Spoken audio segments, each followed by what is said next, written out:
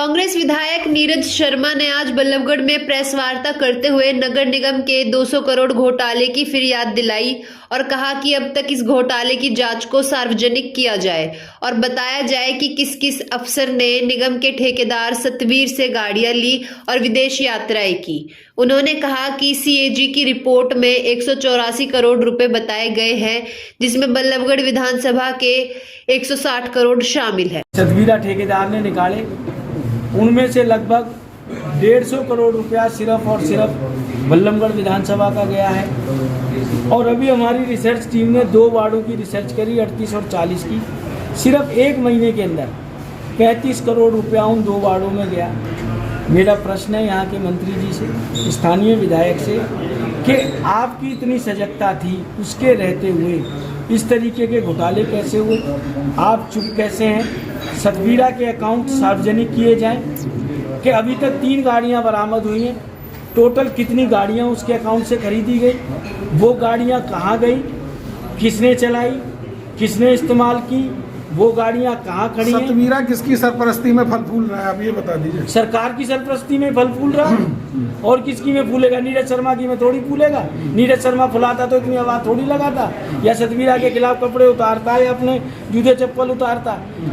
भ्रष्टाचार रूपी दानव, चाहे वो सतवीरा के रूप में हो, चाहे साध्वी के रूप में हो, चाहे किसी और के रूप में हो, सारा का सारा इस सरकार के मंत्रियों के और इस सरकार की रहनुमाई में ही फल फूल। 2 आरोप आपके तरफ से लगाए गए हैं बड़े, एक तो गाड़ियों को लेकर, एक टिकट को। ये किसके लिए टिकट कराई गई, आपको कोई जानकारी है? गाड़ी किसके लिए दी गई, वो कोई जानकारी आपको है? मेरे पास जानकारी है, वो मैं जरूर दूंगा।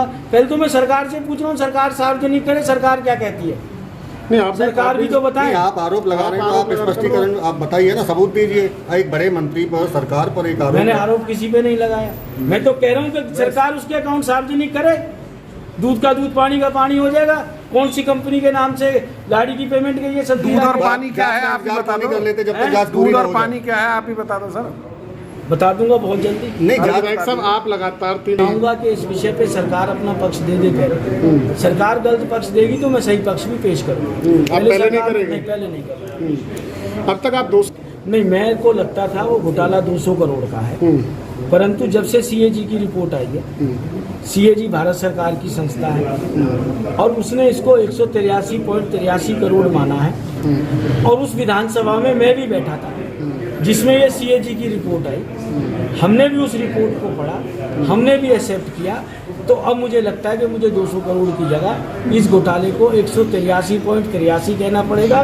बाकी एक जानकारी आपसे भी बड़ा है, बाकी जानकारी मैं आपकी बता दूं, खाली सतवीरा ही नहीं रहा, अभी और भी जांच चल रही है और भी कई सतवीरा ठेकेदार निकल के आएंगे।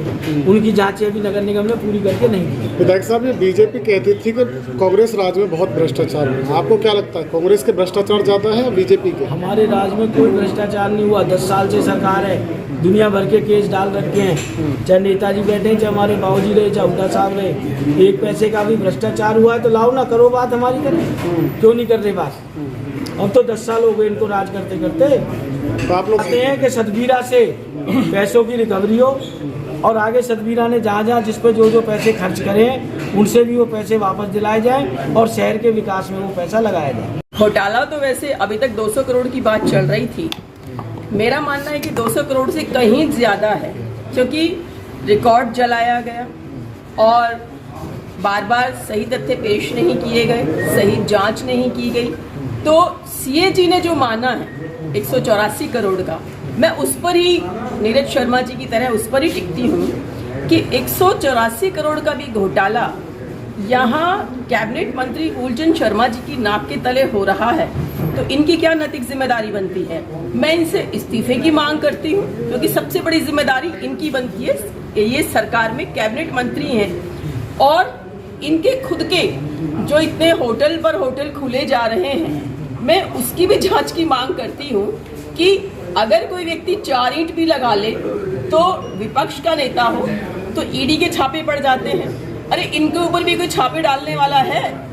इनके इतने जो कामकाज हैं, ये क्या सब दूध के धुले हुए हो गए? अगर सरकार में है तो ये लोग माइनिंग के इतने घोटाले हैं, माइनिंग के घोटाले में भी इनकी जिम्मेदारी बनती है। माइनिंग में जो भिवानी में इतने लोग मरे, एक पुलिस का ऑफिसर मारा गया, उसमें भी इनकी नैतिक जिम्मेदारी बनती है। तो मेरा ये मानना है कि मूलचंद शर्मा जी को नैतिकता के आधार पर इस्तीफा देना चाहिए या मनोहर लाल खट्टर जी को इनको बर्खास्त कर देना चाहिए, इनको हटा देना चाहिए। और साथ ही साथ हम इनके काले कारनामों की हम पर्दाफाश करेंगे, हम सड़कों पर प्रोटेस्ट करेंगे, हम नगर निगम का घेराव करेंगे और हम नीरज शर्मा जी का धन्यवाद करते हैं जो इतने बड़े घोटाले को इतना पेन लेकर इन्होंने उजागर किया।